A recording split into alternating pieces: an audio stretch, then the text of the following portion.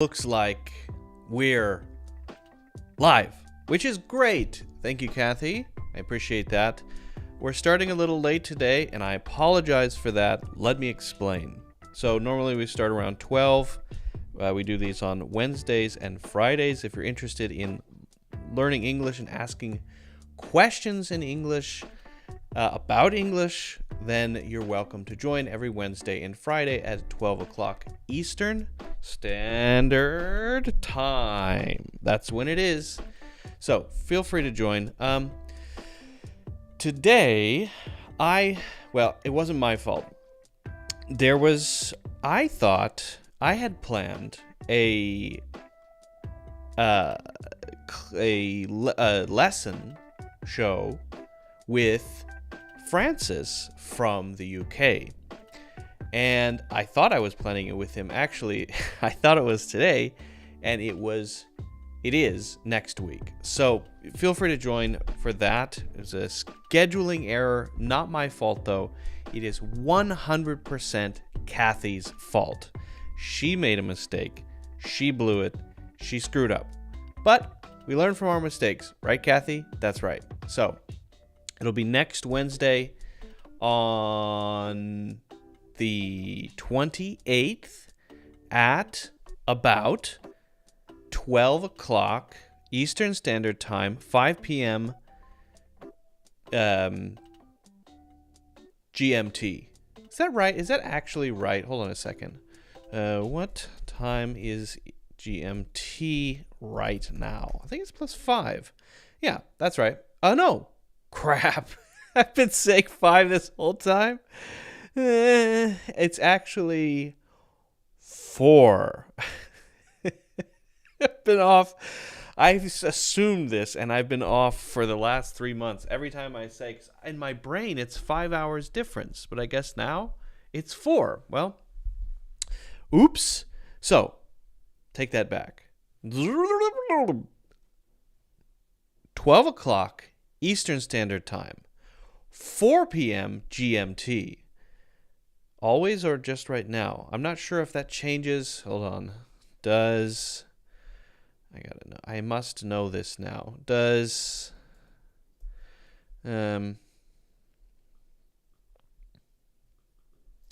GMT change with daylight savings? Because we have daylight savings.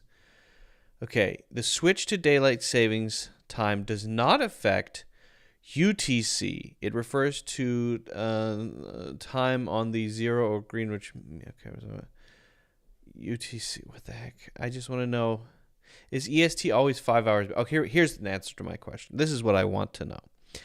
The Eastern Time Zone, ET, is an area 5 hours behind GMT, Greenwich Mean Time, during the winter months, and 4 hours behind GMT during the summer. Well, there you go.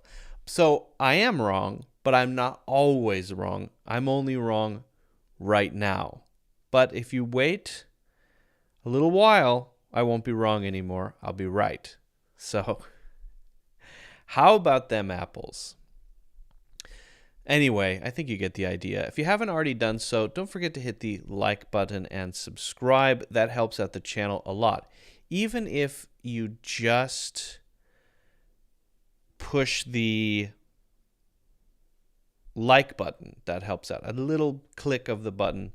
It tells the algorithms of wherever you're watching that there's a thing happening, right? So please do that. And if you want to get a free English course, you can check that out in the links in the description. I believe it's the first link. You can get a free English course. Okay, we have some things planned today. I'm going to be talking about a bit about where's my actual document? Hold on a second. Whoa. What happened?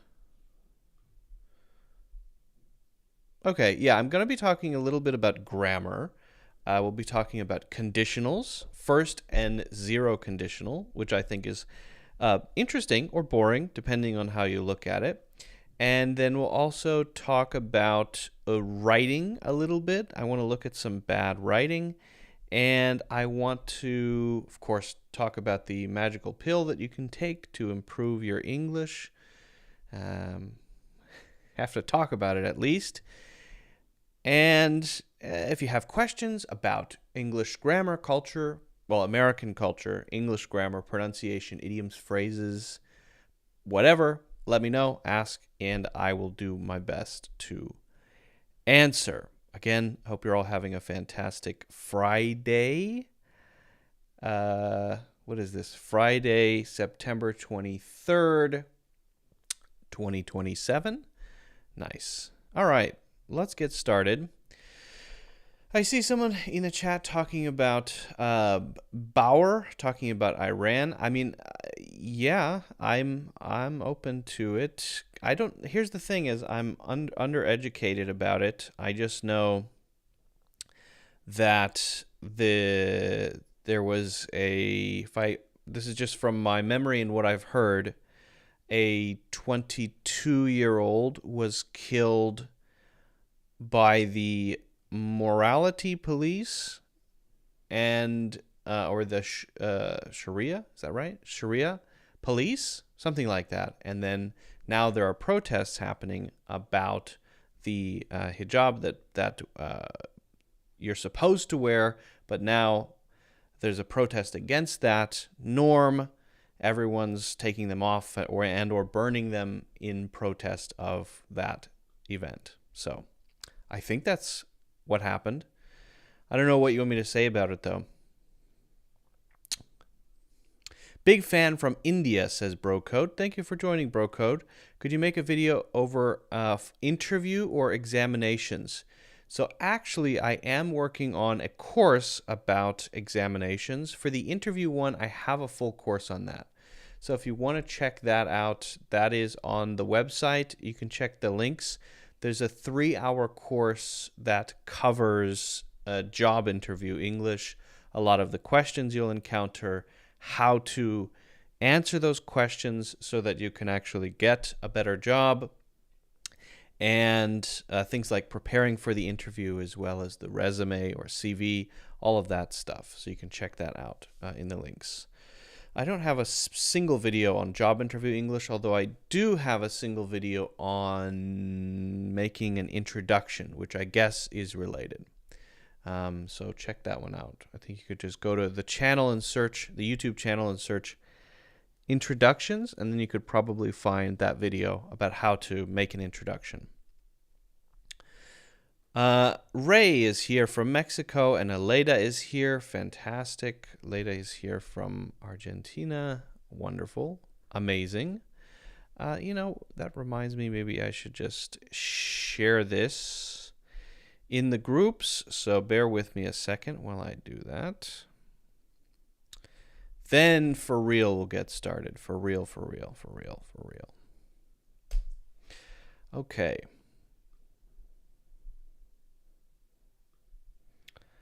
There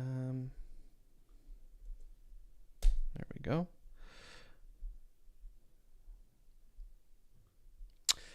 So I'll look for questions once I get through some of this other stuff, but I want to start with grammar. Have you ever been to India, says Brocode? Yes. I love India. I've been there once, and I'd love to go again. It's a fantastic place. Big fan. I'm a big India fan. I stan India. For sure. I do like it. So we're gonna go over to the board and talk a little bit about conditionals. What the heck is a conditional? It's a very good question.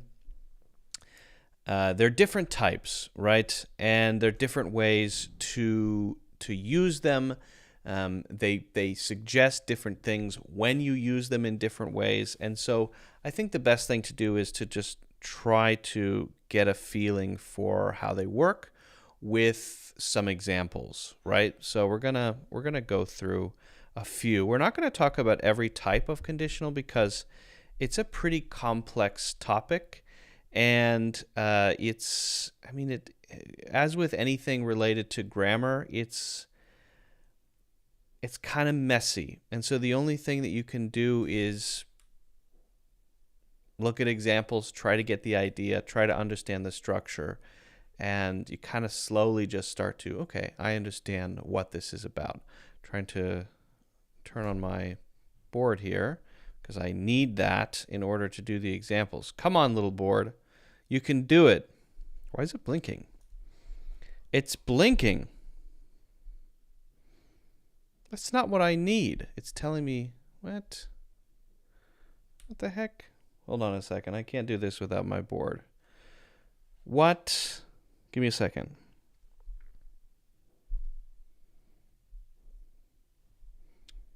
I invite you to Veracruz, Mexico. Now, that is a place I have not been, which I would like to go. All right, I think now we're in business, I believe. Now we are in business. Hey. Oh, ho, ho, magical. Okay. Magical, magical, magical. I love when things go as I want them to. That's the best. So, a conditional is a grammatical object, thing, which allows you to have one thing that's true, or imagine if one thing might be true, and then attach another thing to it.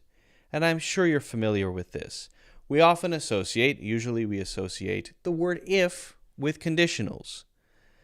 But they're different types. Generally, the grammar people have decided that there are 4 types: 0, first, second, third. And it goes further than that. There's mixed, and let's just say, who cares? We're going to talk about the 0 and first conditional because they're very closely connected and the line between them is quite fuzzy. We won't look at all conditionals, but generally the idea is you have an if and then some kind of statement. You could call it an if statement. For example, if it rains tomorrow, and then you connect another thing that will be true or will not be true, sort of associated with that. If yes, then maybe one thing happens. If no, then another thing happens. But we don't necessarily need to say both. If it rains tomorrow, I won't go for a walk. If it rains tomorrow, I will go for a walk. Okay. But it's a little more complicated than that. So I think we need to pop over here to the board to understand. And we're going to start with what has been called the 0. Why is my pen pink? I don't want it to be pink. I want it to be white, like chalk. Okay. 0. Hey, there we go. Okay, 0. The 0 conditional. Again, this is just a name. Don't stress out about the names of things. Who cares, right? When it comes to the names of things, honestly, I'm not too fussed about it. I don't think it's that important. It can be easy to get kind of stuck or hung up on that, right? But they got to have some kind of name in order for us to know what we're talking about, okay? So the 0 conditional is when we're talking about things that are just true. We're talking about truths, okay? And so because we're talking about truths, the 0 conditional is often going to be similar to saying something with when. For example, when I meditate.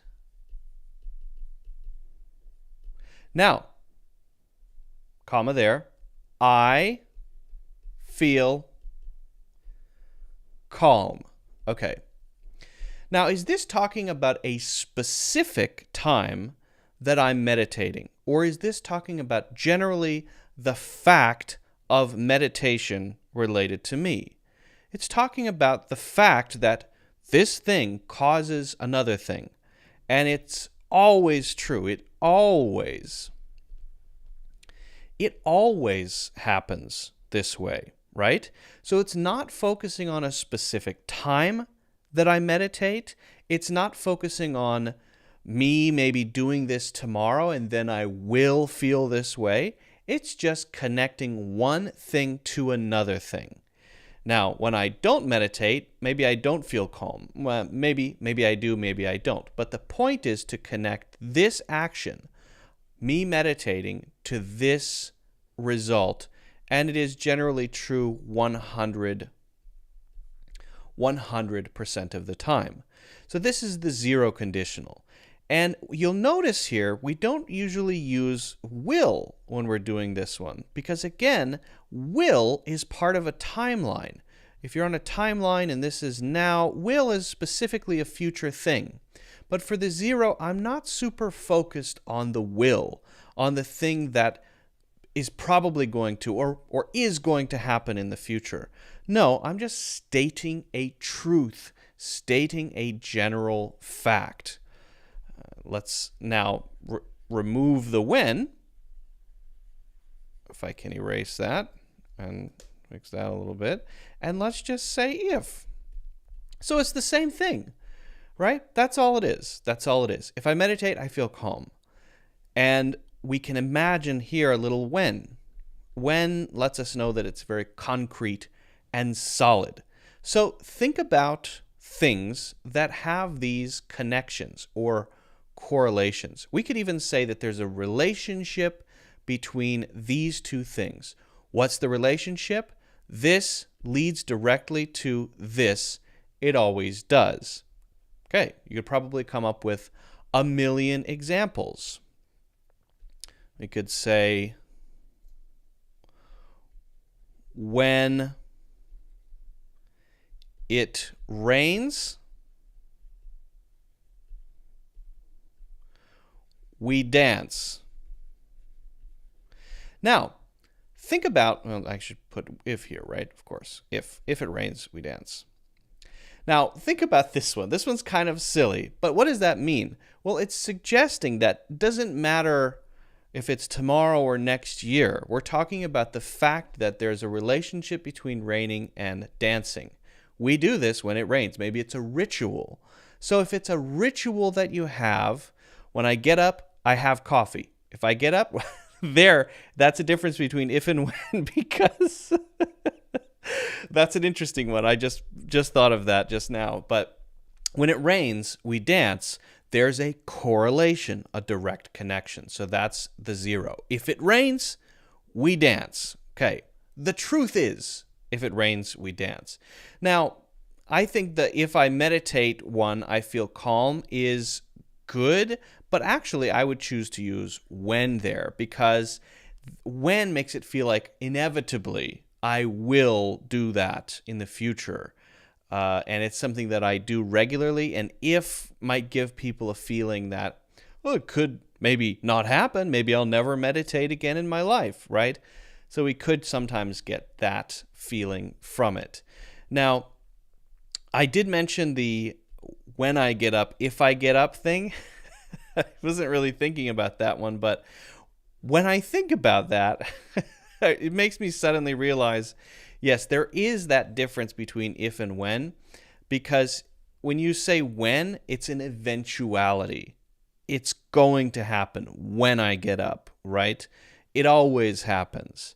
And if you say if, well, that usually works, right? Like if I meditate, but if I get up, suggests that maybe I won't. So that one's a little bit odd. Okay, so that's the zero. Now, what about the first conditional? The first. So the primary difference between these, and honestly speaking, the line between them is a bit fuzzy, right? Because I could say, well, we'll get into examples. The fuzziness comes from the fact that often we're saying the same thing, And so it's not clear whether it's the first or the zero conditional, and it might just come down to which words we choose. The first conditional is much more likely to have words in it that tell you this is a specific time. We're talking about a specific case, a specific instance. I'm no longer speaking generally. I'm no longer speaking broadly about something. Usually I'm referring to a specific thing that happened or will happen or from now may happen, right? And also when we talk about the first, there's often less certainty because we're no longer talking about just a truth, but we're talking about events. So there's, let's say, less certainty. And if you look up examples online, which you should do, you'll see often there's a percentage attached to the first conditional.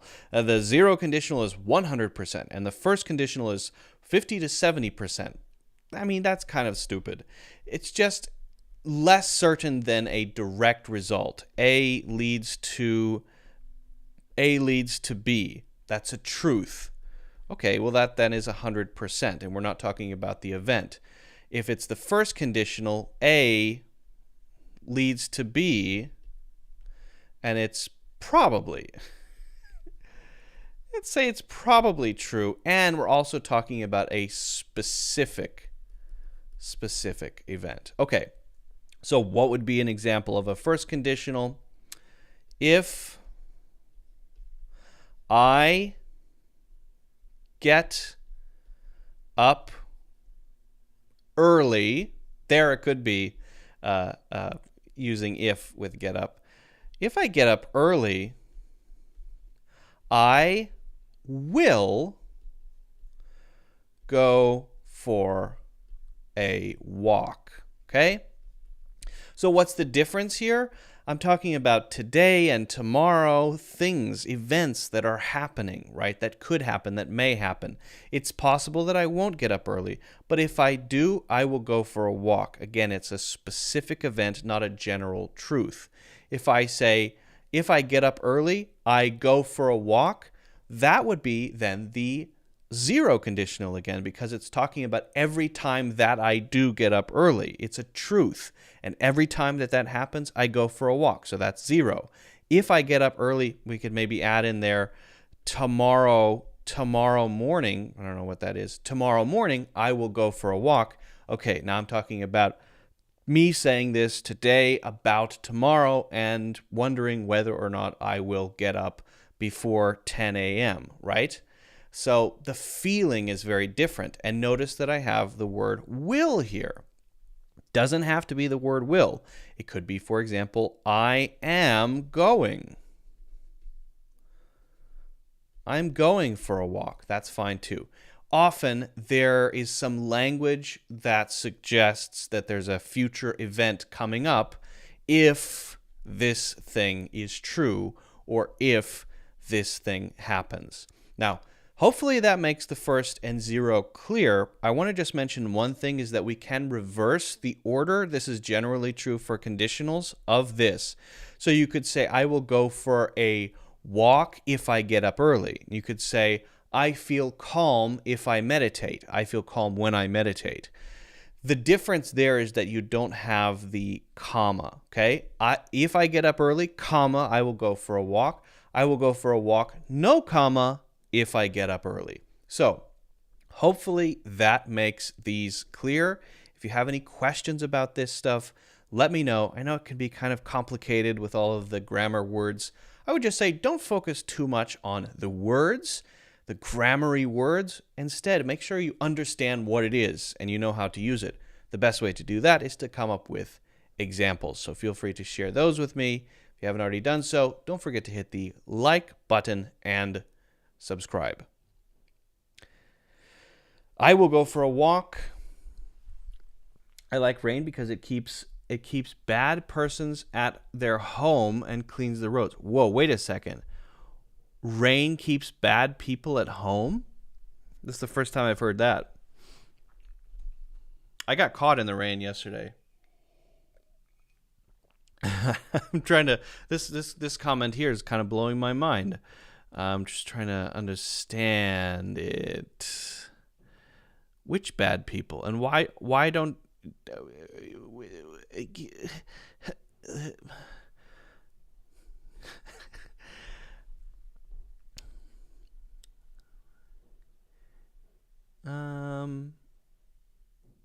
Okay.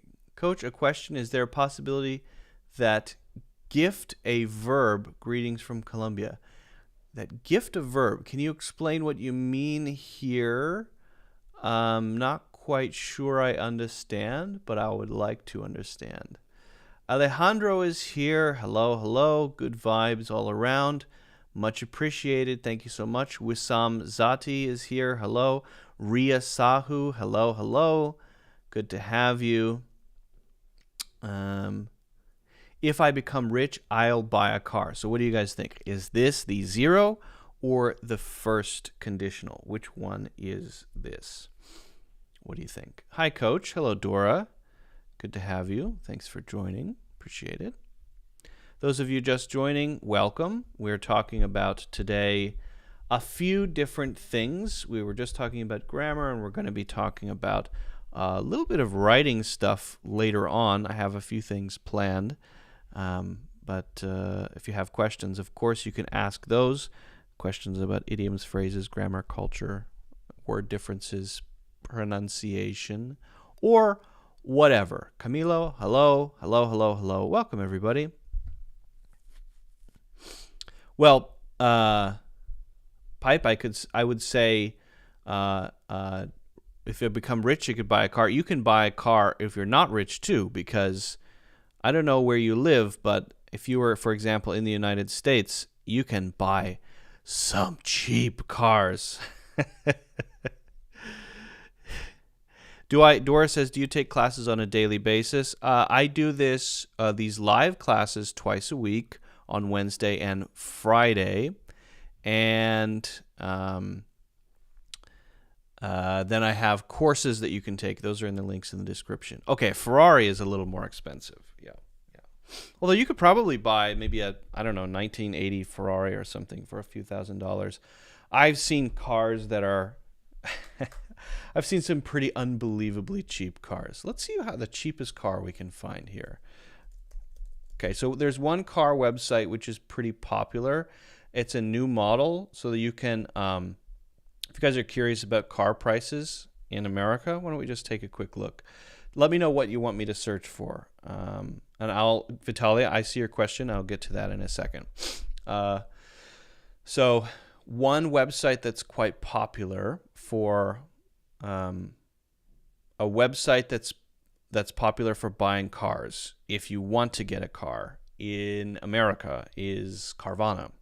And their model is interesting because they don't have a bunch of fees. A lot of car dealerships have gross fees where they tell you at the last minute, oh, there's a $3,000 blah, blah, blah fee, and they just make up stuff.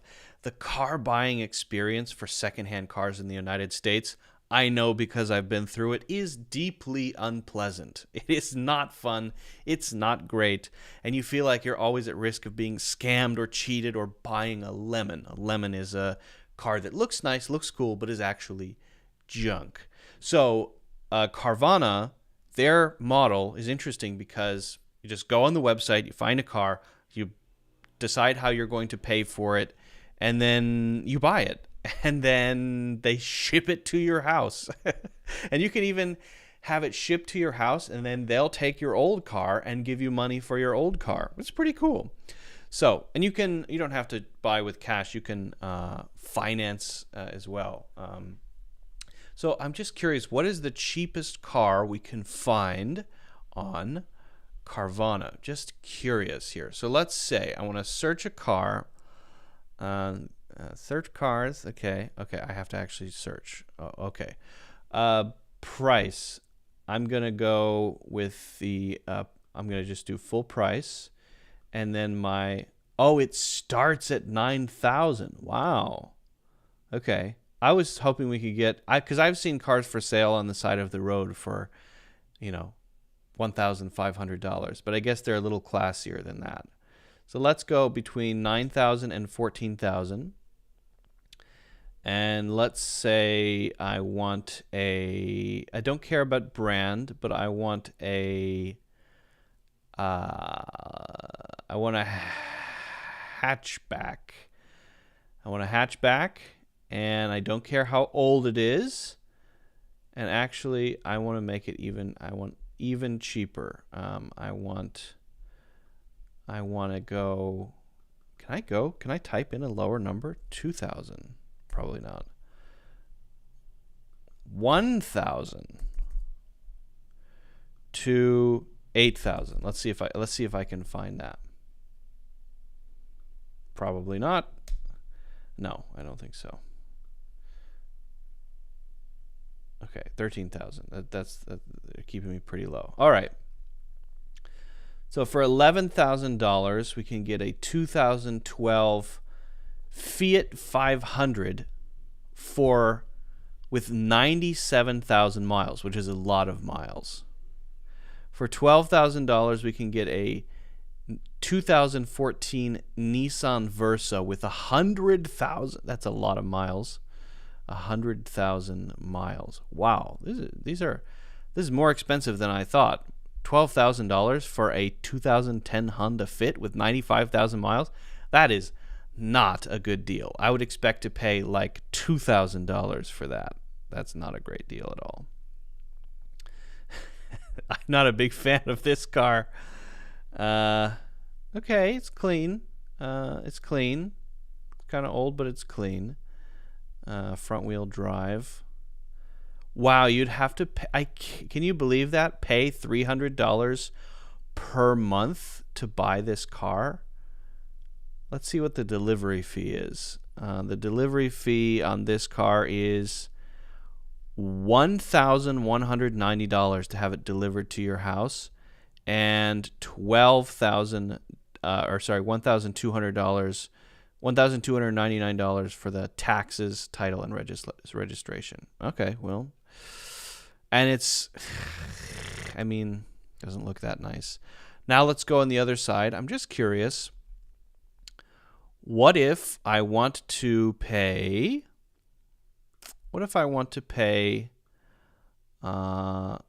between 130 and 139,000. Let's go 130 $139,000. What can I get for that? Ooh, 2022 Mercedes-Benz EQS for $129,000. Ooh, Tesla Model X. Wow, Tesla Model X's are expensive. So I guess they don't have super luxury cars here, but they have, I guess this is the highest end car that they have. This is pretty nice. I'll have one, please. Let's see what it looks like inside. Very nice. Ooh, like an airplane. Luxury. If you want this, you have to pay between 620, that's a pretty big range, between 624 and $1,999 per month. That's a lot. That's a big monthly payment. Wow. Audi? I like Audis. Let's see if we can get an Audi. This is the last one I'm going to search. Okay. Let's do a reasonable search. I want an Audi Q5, and I don't want one that's too old. Can I search the year? Okay, year. I want to go with hopefully something newer than 2018. Okay. All right, so 2018 Audi Q5 with 28,000 miles, which is pretty good, I would say. That's pretty low mileage for 2018. $35,990. That doesn't seem too crazy. 2020 Audi Q5 for $36,000. Oh wow, this. Oh, someone's purchasing it. This is good. 2020 Audi Q5. That's nice. I like that. I'll have one of these, please. Thank you very much. Okay, enough of that. I think it's fun to price cars. It's interesting. Okay, so I can't translate that to pesos. You'll have to do that one yourself. You have to do the conversion to pesos. Hold on a second. I'm going to change my air conditioning before I answer Vitali's question. I'm going to answer Vitali's question next.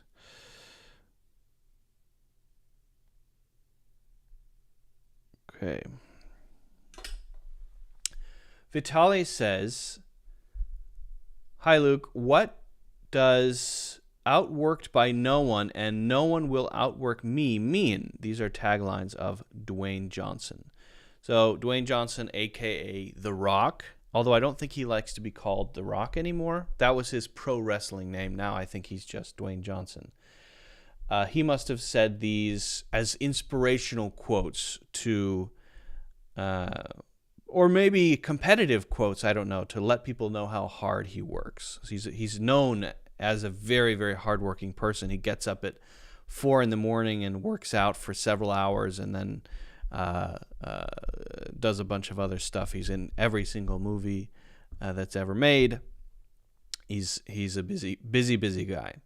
Okay, so to outwork someone is actually quite simply to work harder than them, right? To outdo someone is to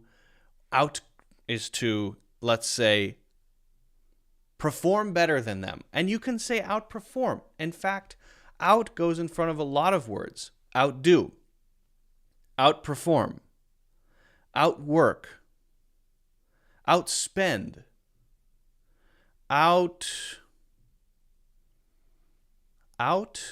what other words would go with out? Outsmart. Yes, that's a very common one. I knew there was another very common one. So, quite simply, those words without just means do more of that than the other person. If you outsmart someone, that means you came up with a solution that's better than their solution and you beat them with your brain. And they tried, but they weren't as smart as you, so ha-ha. So to outsmart someone in a way, not necessarily trick, but maybe someone tried to prevent you from doing something or compete with you in some way that relates to intelligence, and you did it better. Or they outsmarted me, or they can't outsmart me. It's about getting around someone using your intelligence, your wits, your wiles, right? To outperform. Well, often that's kind of formal. To outperform maybe would be sales numbers. 2 salespeople, one person outperformed the other. That's about the results, right? Performance is not about what they tried to do. The performance is the numbers, the results. You reached your target of $120,000 in sales this month, and you didn't reach your target. So you outperformed him. Okay. Outperform. And that can be used for a lot of things, for physical performance, for performance of 2 cars, right? This car outperforms that car in certain areas. Usually we're talking about specific things, though. We have criteria like horsepower or speed or maybe 0 to 60. We use 0 to 60 to talk about how fast a car starts, right? How quickly it can go from 0 to 60 miles per hour. So that would be outperform. Now, what about outwork? Now we should know what that is and how to use it. Outwork means to simply work harder than others. So if I have colleagues, what they don't know is that I'm not just working the 9 to 5. I'm working weekends. I'm going home from work and working 6 hours more. I'm getting up at 4 a.m. I'm doing more than everyone else who's in the same category as me. They're in the same class as me. And maybe there's a sense of competition there. So for Dwayne "The Rock" Johnson, perhaps the feeling of competition might be around other actors who are doing similar things or maybe trying to get similar roles. Well, nobody can outwork him. He may not be the most talented. He may not be the most naturally gifted. He may not have the most opportunities. I'm assuming this is what he's saying, but at least no one will work harder than him. No one will outwork him.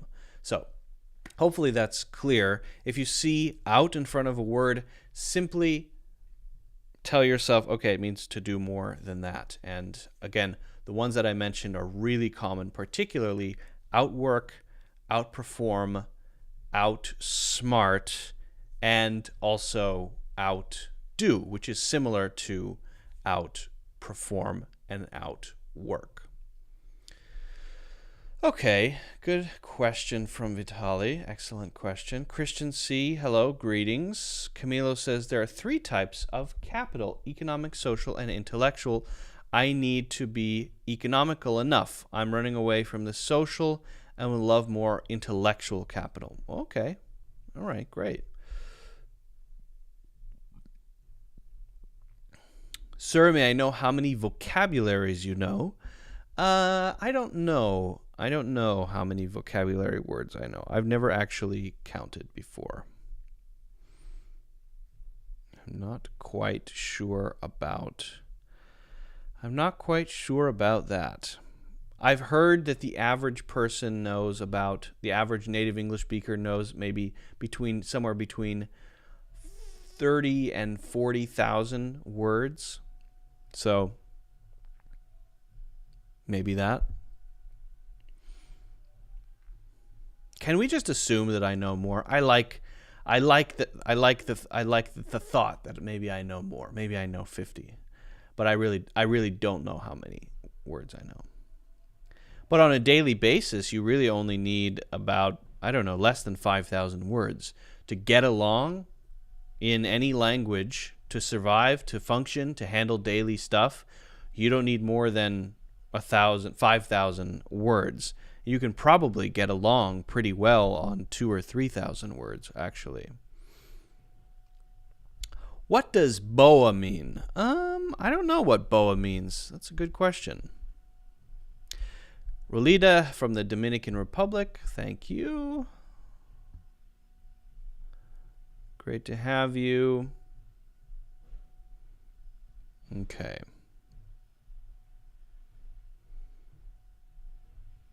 $1,200.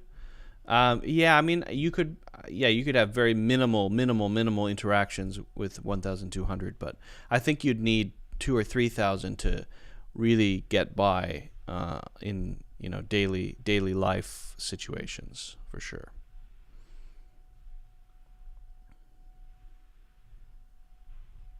Well, since I put it in the title, I should talk about the pill thing. Right?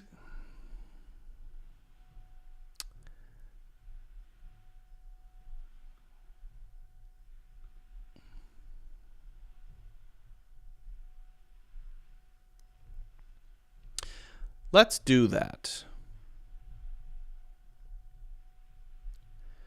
Let's do that.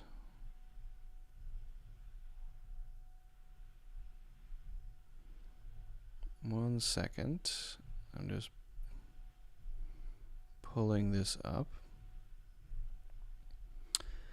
Can you take a pill that allows you to suddenly learn stuff? No, you can't. But there are people who are thinking about it. I found an article from 2014. A guy wants this to be a reality.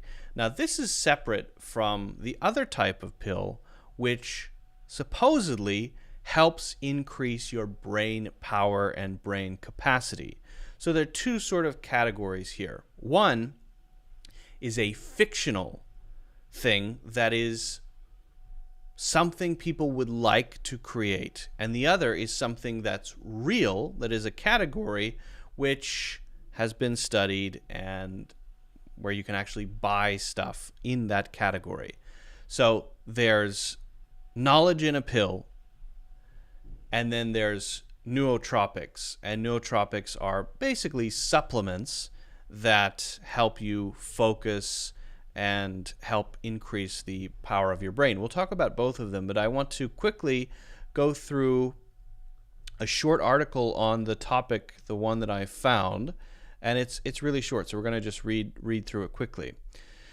Anyone who has labored over learning another language as an adult knows it doesn't come easy. There's the grammar, the vocabulary, infinite reading exercises, and the painful process of pronunciation. But what if all the hours of memorizing where to accent a word or how to conjugate a verb, could be learned simply by ingesting one little pill?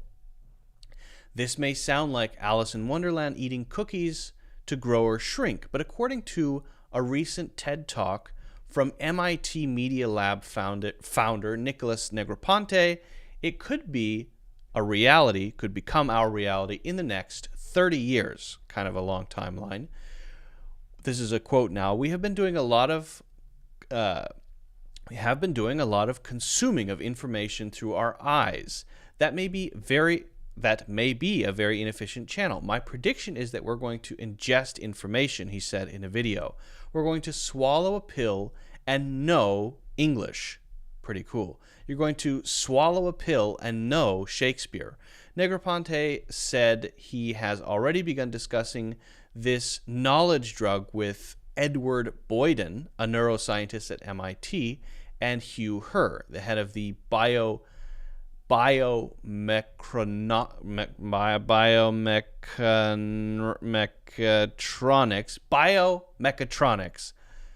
the biomechatronics, science of mixing electronics with biology research group at MIT. The pill, according to Negroponte, would enter the bloodstream and go to the brain where it would drop off the necessary information, and boom, you now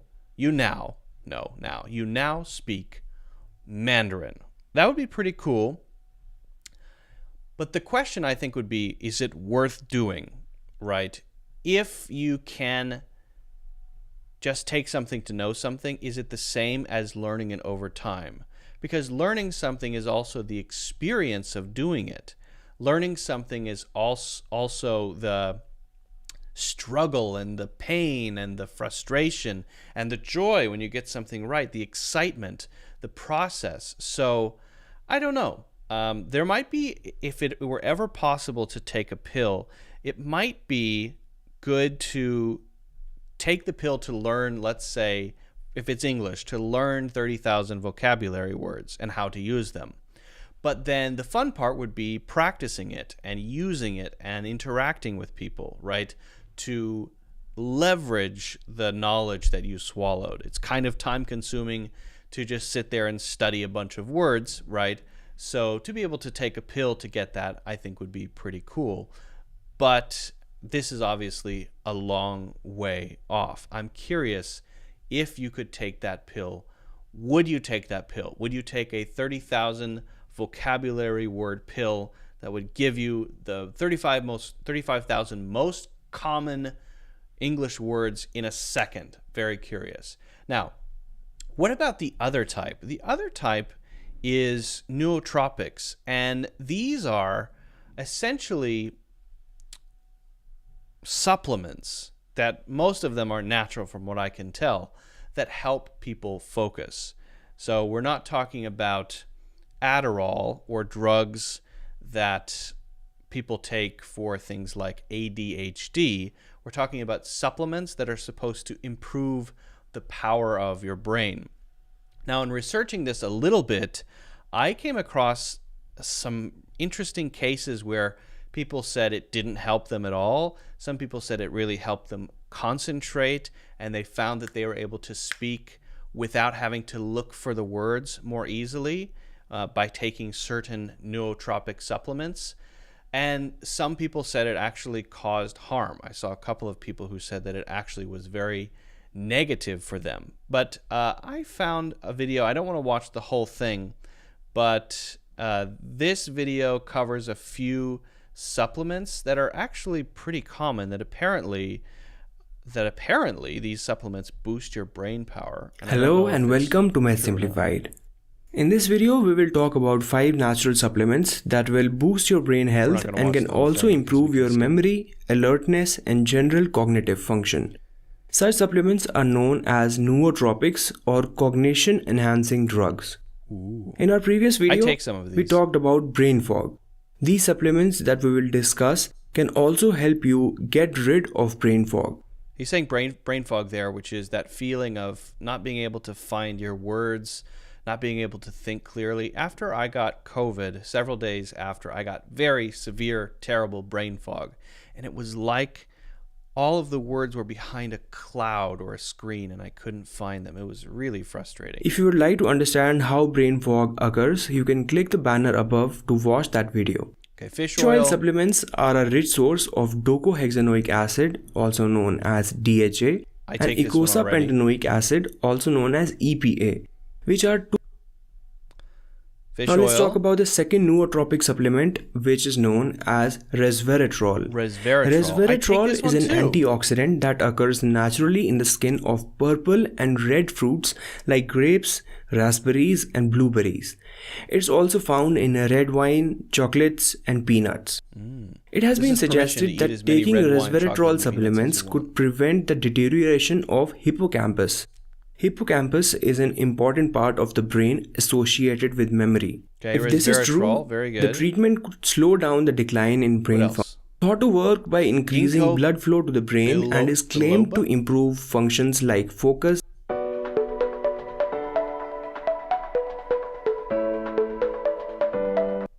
and memory. Despite the widespread use of ginkgo biloba, results from studies investigating its effects have been mixed.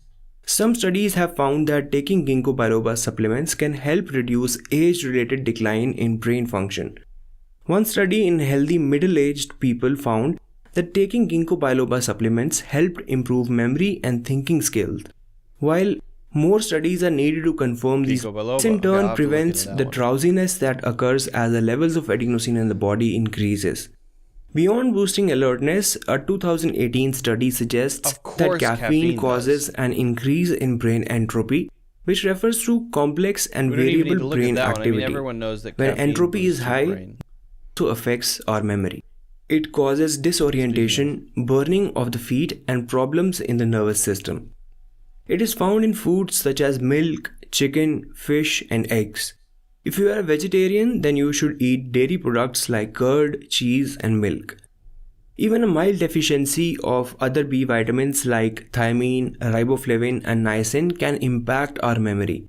To avoid this, B-complex is a good brain supplement. B-complex, okay. Similarly, lecithin and choline play an important role. These supplements help your brain to think, and as a personal advice to all of you, leading a peaceful life is crucial for longevity, inner peace, and good mental. Leading a peaceful life. All right, so things that I already know, caffeine for sure, and fish oil, which I take, but I didn't know about taking B12, so I'll have to look into that one. That's interesting. But I haven't noticed any special impact from taking fish oil. I've just heard from everybody that fish oil is very healthy. You should take fish oil. Fish oil is good. So I take fish oil. I don't take it for any other reason other than many people have told me fish oil is good. It might be a total scam. I have no idea. I also take resveratrol as a supplement because I saw a podcast about a guy who said they did studies in mice that showed that resveratrol actually helps to decrease cell damage that causes aging.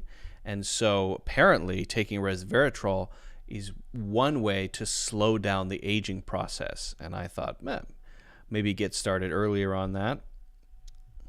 So I take that one too. Sir, does this magazine pertain to Slate? No, this is not Slate. Yeah, I think that guy was from India, maybe Pakistan. I find people from India and Pakistan, when speaking English, have a similar accent because they're so close in the world.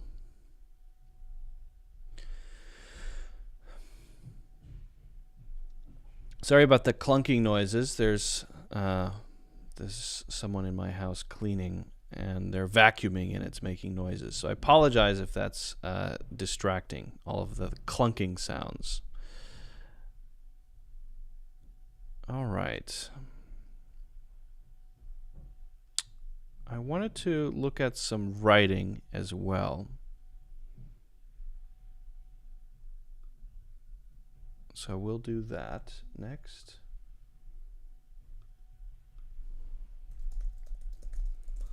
One sec. If you guys have any other questions about anything, let me know. Happy to answer questions. In the meantime, some writing.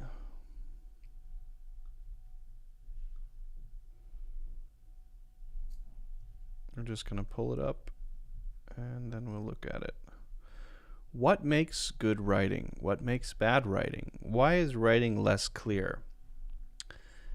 What makes unclear writing unclear? What makes clear writing clear? It's a good question. Why did I drop my trackpad on the floor and crack it? It's another good question. Oh, maybe you can't really see that, but I dropped this on the ground and it cracked, so now I have to buy another one because it's cracked. Crap, it's cracked.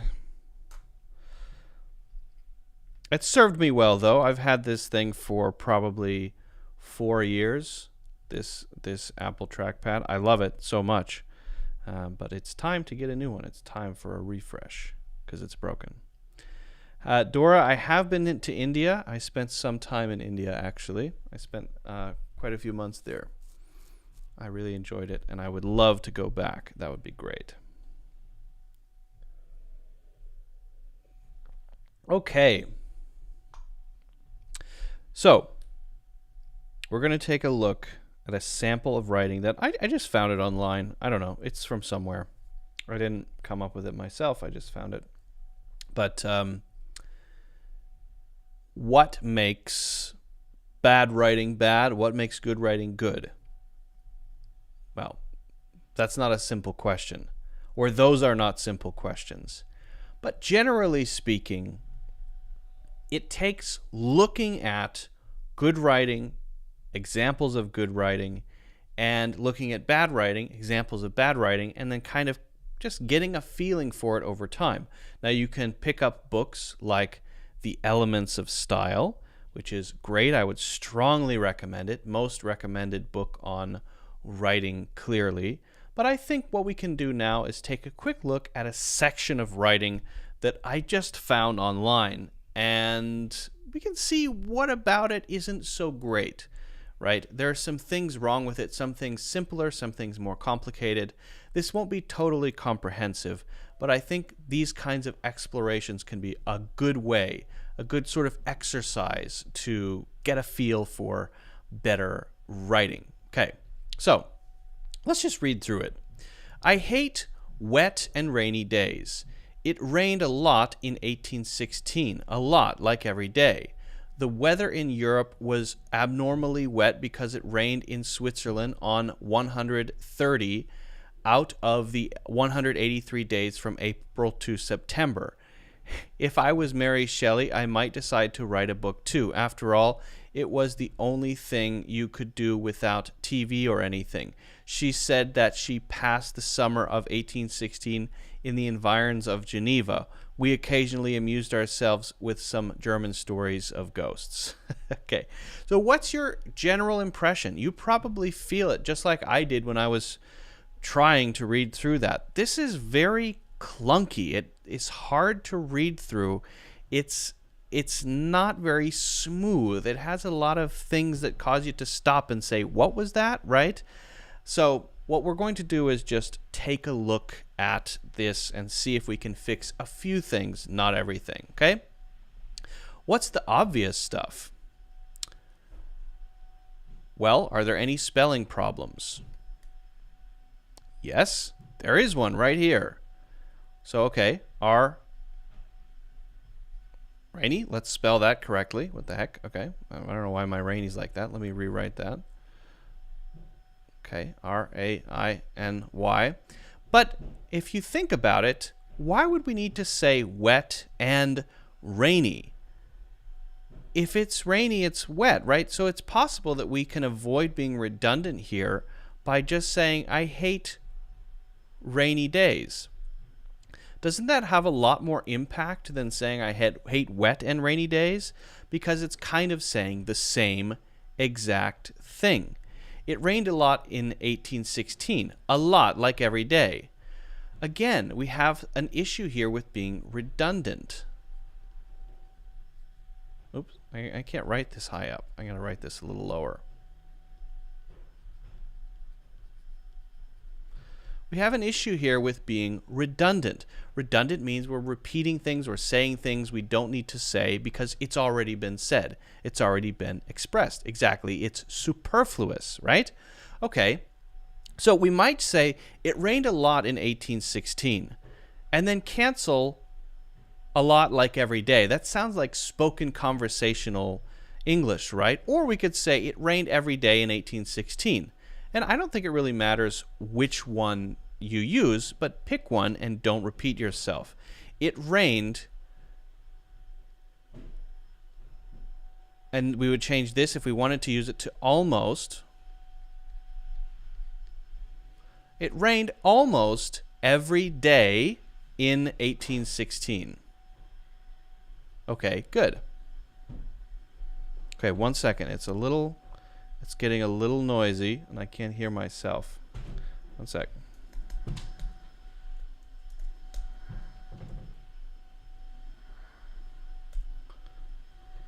Guys, give me 1 second. I need to do something about the noise, and I'll be right back. Give me 1 second. 1 second.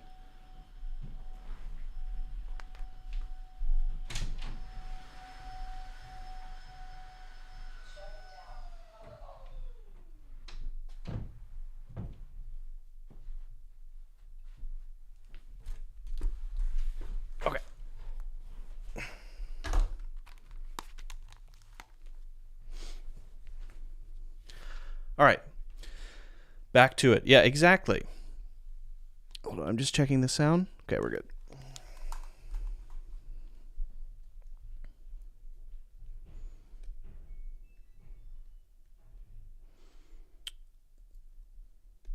Hey, where's my pen? Okay, back to it. So here, if we're going to restate this, and I can't write the whole thing out, I hate rainy days. It rained almost every day in 1816. That might be a good way to say that.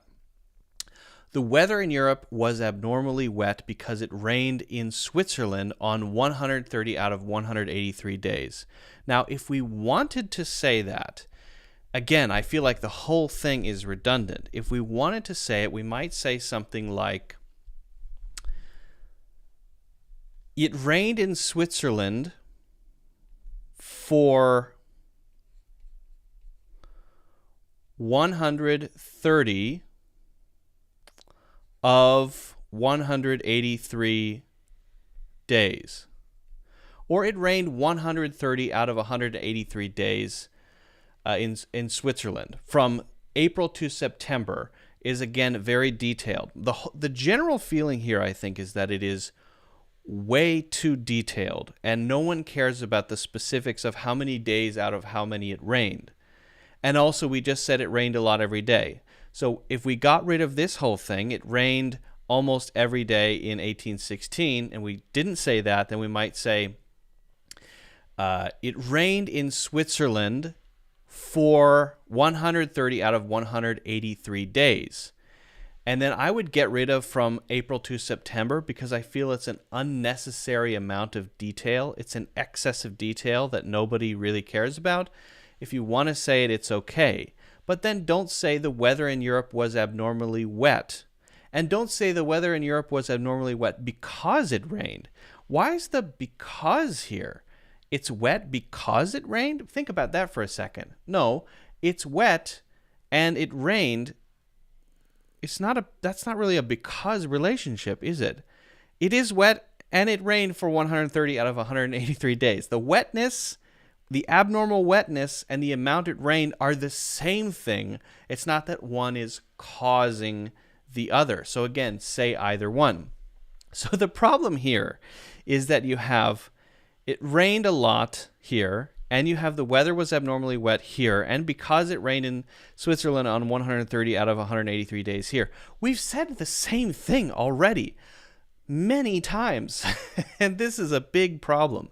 If I were going to write this, I would simply say this very beginning part here. It rained almost every day in, maybe we could say, the middle of 1816, or it rained almost every day between April and September of 1816. That would be nice. It rained almost every day between April and September of 1816. And then we just get rid of all of this. I like that. Get rid of this abnormally wet. Again, we could focus on that if we want, but we're going to cut it out because it's just too redundant. And say, I hate rainy days. It rained almost every day between April and September of 1816. Great. Now, I would actually say I hate rainy days should go as well, because there's a weird jump from what I hate to suddenly talking about 1816, and that I feel is quite strange too. I also don't like that. Why are we talking about what you hate, then suddenly jumping to 1816? A little confusing. We would need maybe the bigger picture, the broader context, but I would say it's all right to keep, but I would probably start with simply that it rained, or maybe a different beginning, like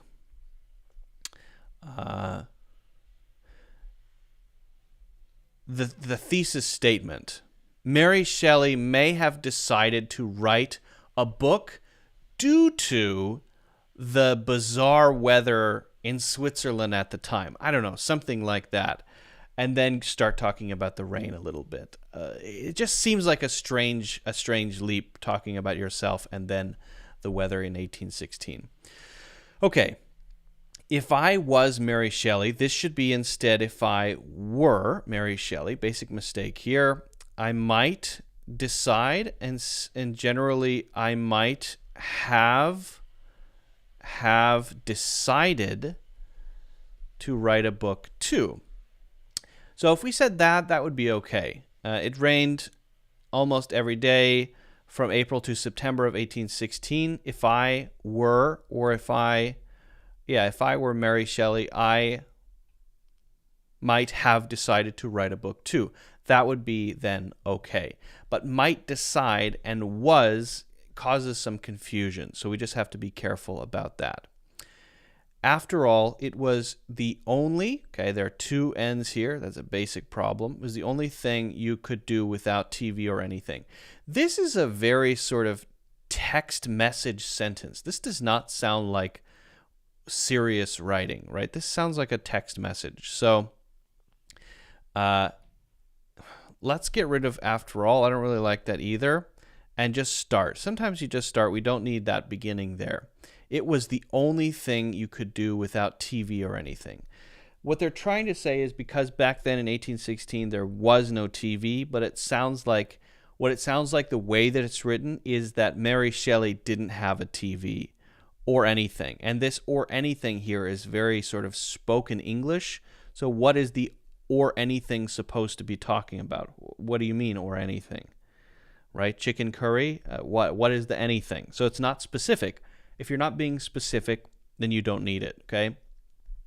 After all, it was the only thing you could do without TV. Let's see. How would we rephrase that? If I were Mary Shelley, I might have decided to write a book too. And then I think I would just make a simple sentence. I would make a simple statement without saying TV, because there wasn't TV to watch, so it's a little weird. There wasn't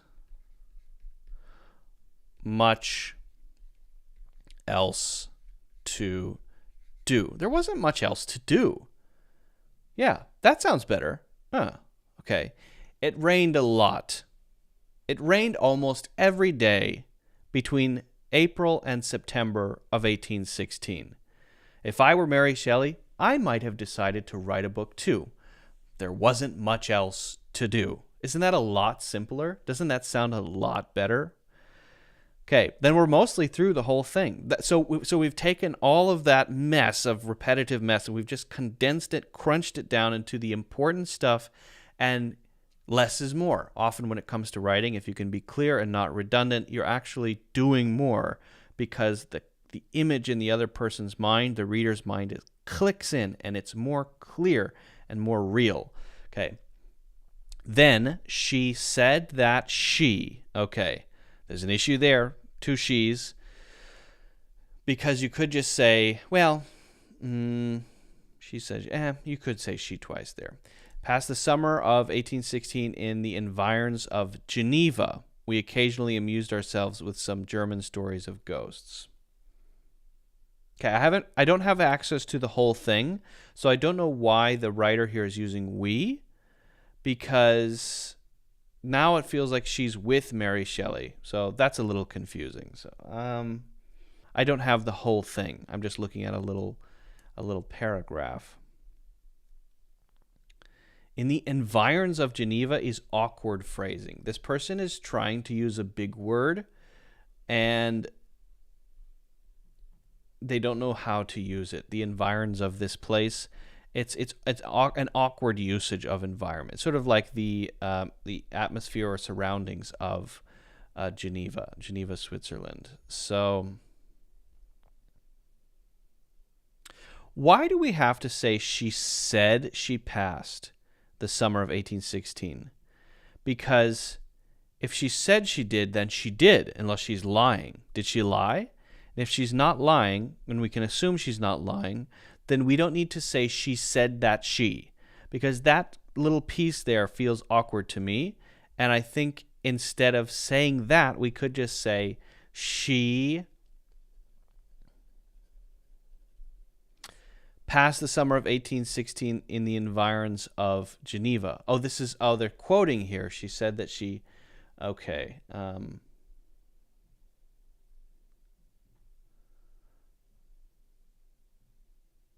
Okay, let's say just this is the quote right here. Let's just say that's the quote.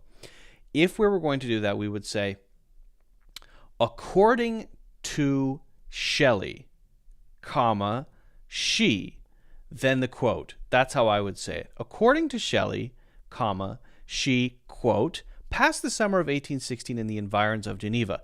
Now, because that's a quote, then we can no longer say that the environs is awkward, because we're talking about the language of 1816, and people talked back then in a different way than we talk today, and that's totally fine to say back then. It's just awkward to say today. So if we're talking about Mary Shelley speaking back then in 1816, she can say whatever she wants, and I can't criticize that. Okay, so let's say that's a quote. If this whole thing is a quote, then okay, that's fine, actually. Then the whole thing is a quote. But I have suspicions that can't be a quote, because would she say German stories of ghosts? Okay, now I'm starting to suspect that this person is making up a quote from Mary Shelley. Let's just say that they are. Okay, we would say here, past the summer of 1816 in the environs of Geneva, we occasionally amused ourselves with some German, and then we would use ghosts as the adjective. German ghost stories. German ghost stories would be better than stories of ghosts. Unless, again, if it is a real quote, I apologize to Mary Shelley's ghost, but it sounds almost like a made-up quotation from Mary Shelley. I'm not sure.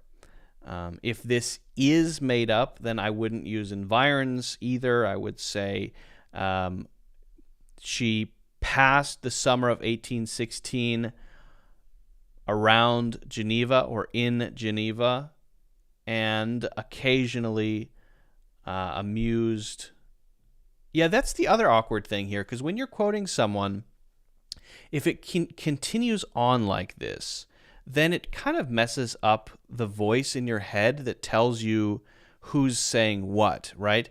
She passed the summer of 1816 in the environs of Geneva. Then I would stop the quote there and just continue describing it as the writer, because if I say it too long, we occasionally amuse ourselves. Then we have this we here that is Mary Shelley and other people who's with her, the other people with her in Geneva, Switzerland. And now I'm starting to lose the voice of the writer this early in the paragraph. So I think it would be better here to do a shortened version. Past the summer of 1816 in the environs of Geneva, and then continue with where she and her maybe companions, she and her fellow writers, she and her maybe close friends amused themselves with German ghost stories. That would be more natural, because sometimes the extended quote right at the beginning can kind of get us confused and wrapped up in our heads and kind of forget who's talking, especially if you're at the beginning of writing something. You don't want to quote long pieces of text from someone else if you've just started talking about it. Later on, if you want to do that, that's generally fine, but that's a general recommendation. So this would be something like, I hate rainy days. You know what? I'm going to get rid of that too. It rained almost every day from April to September of 1816. If I were Mary Shelley, I might have decided to write a book too. There wasn't much else to do. Yeah. She passed the summer of 1816 in the environs of Geneva, where she and her close companions amused themselves with German ghost stories, and then it might continue. That sounds much better to me. This is an interesting exercise anytime you're looking at a piece of text, just to sort of go through it and see if you can find any redundancy, see if you can find any parts that are slow or awkward or clunky. And even if you don't have all the information, the activity, the exercise of just playing with it is very useful to get you to think about what makes language clear and what makes language clunky and confusing. And I personally enjoy it. I do it a lot with my own writing, and when I find a chunk of text that just looks a little bit awkward. But if you have any questions about that, let me know. Amal says, hello, sir. Thanks for those free courses. Those free courses? I'm pretty sure there's only one free course. At least there's only one that I'm aware of. Those? Those? Don't you mean that? Hopefully that, not those. All right. Let's see. Did I miss any questions here? Superfluous expression. Repeat again. Final conclusion. Wet water. Yes, exactly. Dora, good point there. Okay. One thing that I like to do is go through some questions from Reddit. Often there are some really good questions in the English Learning subreddit. If you haven't checked out the English Learning subreddit there, I strongly recommend that you do. Again, some really, really good stuff. So let's hop over. Here we go. English as a second language, Reddit English Learning. A little thought about learning English. All right, let's check this one out. I am Chinese and I am learning English for pass the Ielts exam by myself now. I have full-time work, so I only study English in free time. I imagine one day I can go outside to live and have a different life. Nowadays, my destination is Canada. I think most difficult part about my learning is my vocabulary is too scant. Learn today. She learned the word scant. He or she learned the word scant today. I even do not have any solutions about it. Every day I learn 50 new words and review 70 old ones, but most of it will be forgotten next day. In my normal life, I almost did not use English. I come this place to communicate. It is very convenient in my country. So I suppose if anyone has some time to chat with me in everyday English, just like normal talk, whether this will helpful for us learning English, I don't know. I just have a thought. How do you guys improve the vocabulary? Do you have some good effort? New learned today. Oh, she learned effort today. Thank you for watching and point my mistakes. Okay. So this one, here's the thing about a lot of English learners is that a lot of people think that they need to just learn more words and learn more words and learn more words, when in fact that's good to do, but the focus probably shouldn't be on that. And when you are learning words, at least you should be doing two things at the same time. A big problem is just learning vocabulary lists by themselves. Now, that's not to say you can't use flashcards or you can't do it that way if you're in a hurry, right? But if you want to really master words, right? This person even said that he or she forgot the words very quickly. Well, why? Because they're not being used. So the biggest piece of advice I can give there would be to feed two birds with one scone.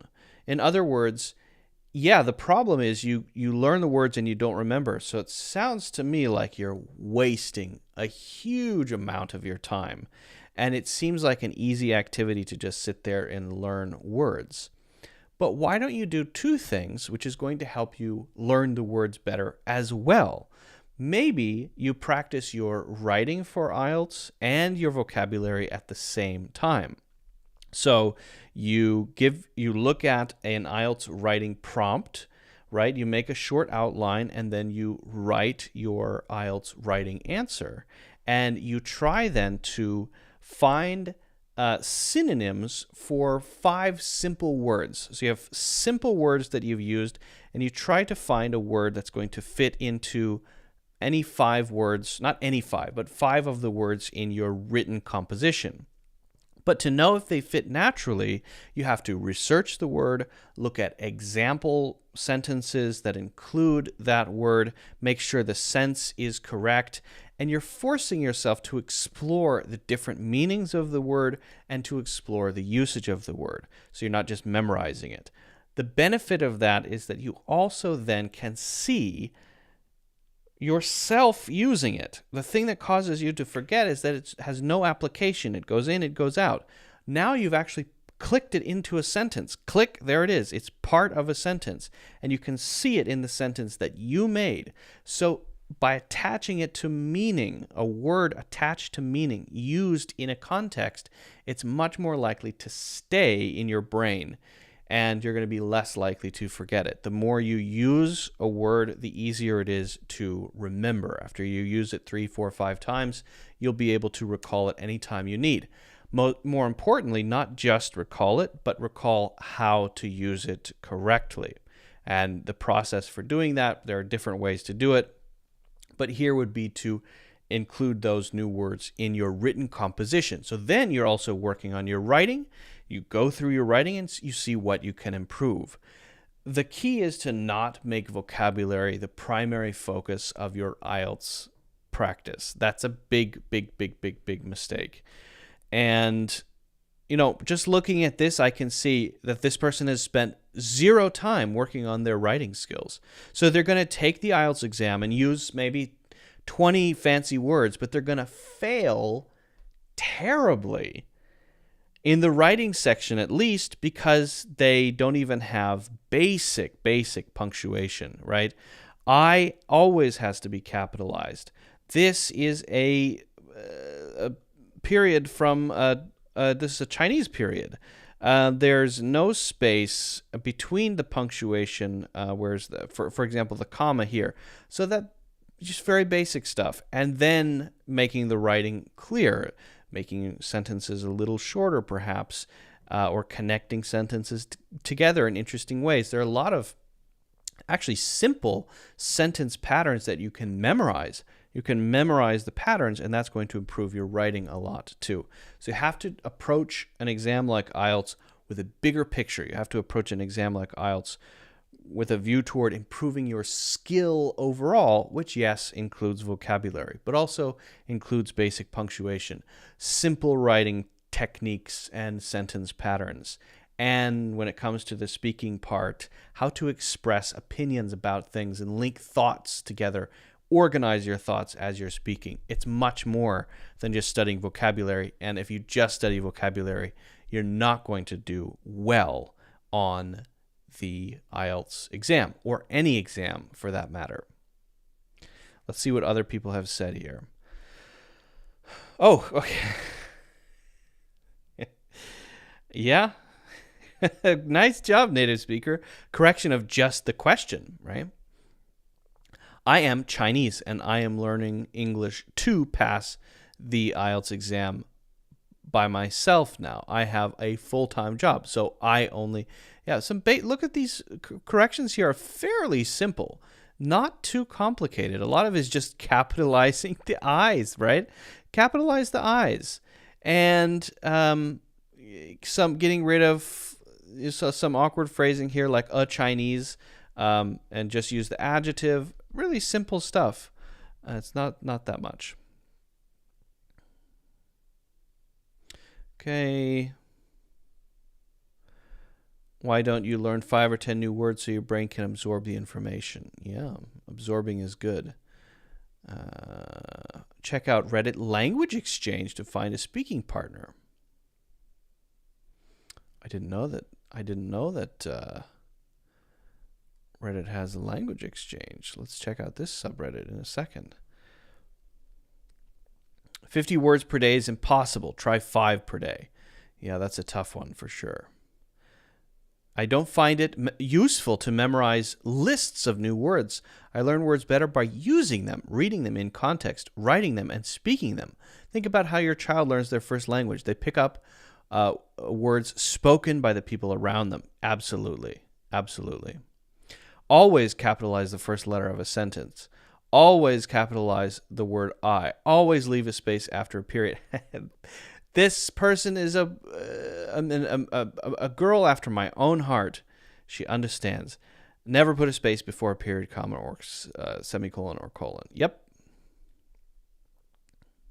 Oh, this girl's getting a lot of corrections here. Interesting. Cool. Let's check out language learning. What is this? I'm not familiar with this. Offering German native searching English C1.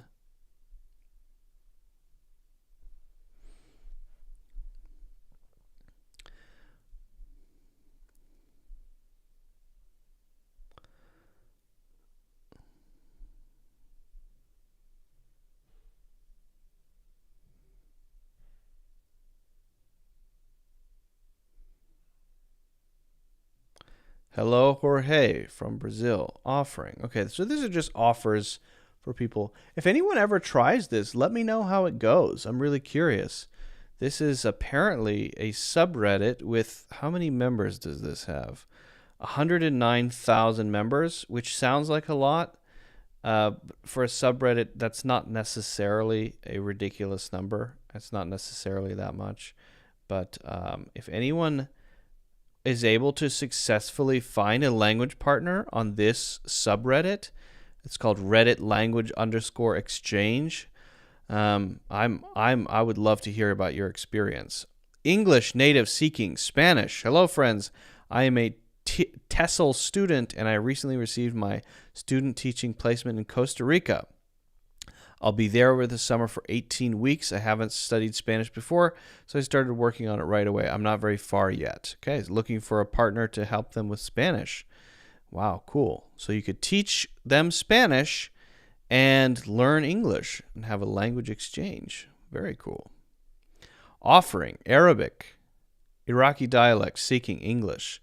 Offering German, English seeking, Spanish, Swedish, Russian, English. Very interesting. Very interesting. If anyone tries that, let me know how it goes. Very curious. Okay. What else did we have today?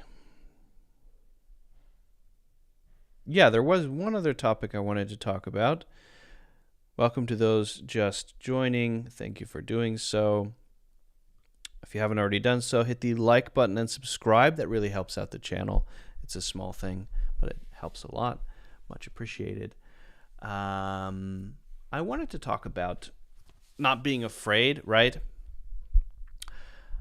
A lot of people struggle with feeling nervous about speaking because they're worried they'll make a mistake. And that terrifies them. I can't speak. I don't want to speak because what if I make a mistake? And that is perhaps one of the biggest mistakes you can make, thinking that you shouldn't make mistakes. Mistakes are great. Mistakes allow you to improve. They allow you to learn something. And you might say then, okay, but I don't want to be made fun of. I don't want to be humiliated. It's embarrassing. Well, fair enough. But the people who are willing to embarrass themselves and don't care that much, they're the ones learning faster. So if you can develop the right mindset, you can learn English faster because you won't care that much if you make a mistake. You'll want to correct your mistakes, you'll want to improve, but you won't feel a sense of, I can't try because what if I make a mistake? Because what if people judge me or make fun of me? Okay, well, to take this to an extreme case, what if you made a huge English mistake in front of millions of people on a talk show watched by many millions of native English speakers, right? And you made a giant mistake. Would you walk off in shame? Would it ruin your life? Or would you just laugh about it? I think laughing about it might be the best solution. But I'd like to take a look at a short clip. So Sophia Vergara is a celebrity. She's known, I think she was a model, but now she's known for Modern Family, that show Modern Family. The wife of the guy from the one show. I forget the name of the show. And her first language is Spanish, and she speaks English. She speaks English in the show, but it's definitely her second language, and she makes mistakes. So we're going to watch a clip of her making a very big mistake. And I want you to pay attention to how she handles that mistake. How does she deal with it? Does she run off the stage and cry? Or does she just kind of shrug it off and laugh about it? And I think you know what the answer is, but let's take a look and just see what happens. Here we go. Yes. I assume it's a baseball movie. Tell me what the movie's about. Well, it's it's a movie about. Can you not tell me? Is it like? No, is that I am an idiot. I've been having a problem the whole day remembering this word. So I wrote it in my finger, in my hand, but I had my glasses on. Can I see? No, I know. I'll whisper it in your ear. It's my. Did you get it? She's doing interviews for a new movie, and she wants to remember a specific word that describes it. She couldn't remember this English word, again, because it's her second language. She wrote it on her hand, but when she wrote it, she had her glasses on. And in this interview, she doesn't have her glasses on, so she can't see the word. She's trying to describe it, but she can't. English. Okay. So what's the movie about? So it was a movie about redemption. Redemption. She meant to say there either revenge or redemption. I'm not sure which one. But she kind of mixed the two together. She said revention, which is not a word. Which is just funny. It's not like, who's judging her? Nobody. Does anyone care? It makes people more likable to be able to laugh about their mistakes, right?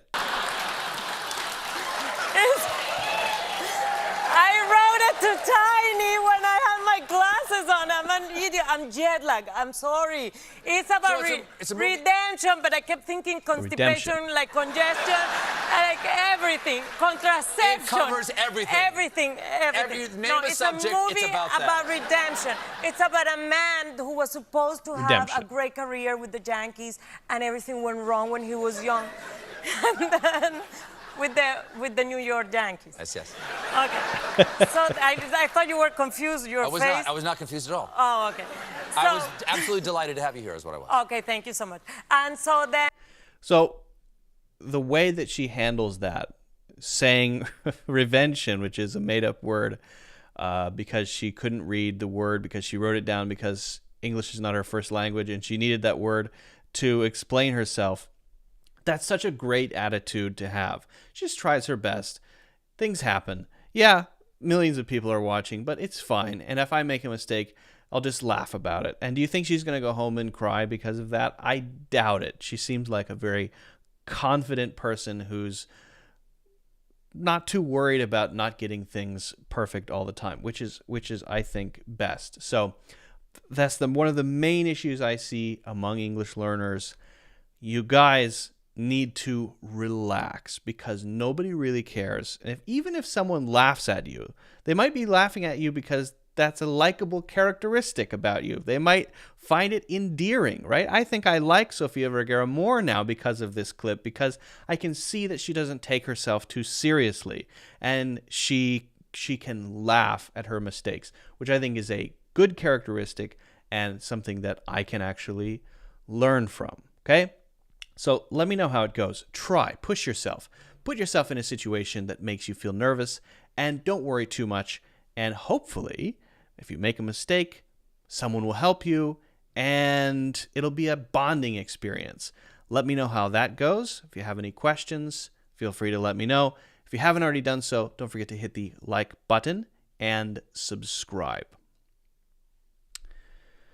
From Nepal, I want to learn English because I have no idea how to learn English language. Can you please help me? Well, that's a big question. I usually, something that I would cover in my courses in more depth. You have to there's honestly no perfect starting place. The best thing you can do is start swimming around, pick up a book and start reading. Try to get yourself into a position where you can have conversations with people. Start watching movies and TV shows. Just get into it and start. And as you do it, you'll find more things open up and you find new ways of doing things, new possibilities. It's a matter of just getting into it and starting something at least, because some people want to make a big grand plan, and unless I have the perfect plan, I'm not going to start. And that's not the right way to do it, for sure. So just try something. Just start watching, start listening, start reading, start talking, and you'll find you're making progress for sure. All right, well, that is it for today, guys. Thank you so much for joining. I appreciate it. It's been great to have you. Next week on Wednesday, we will have Francis here from the UK to talk about Ielts and maybe a little bit about writing as well. And then next Friday, we'll have another one of these, so feel free to join then. Bring your questions. If I missed your questions today, I apologize, but we'll be answering questions then. So hopefully you can join, and I hope you have a great weekend. Safe and fun and interesting. Hope you have good plans. I don't, but I'm gonna make some, I think, maybe. And take care. Bye, everybody. See ya.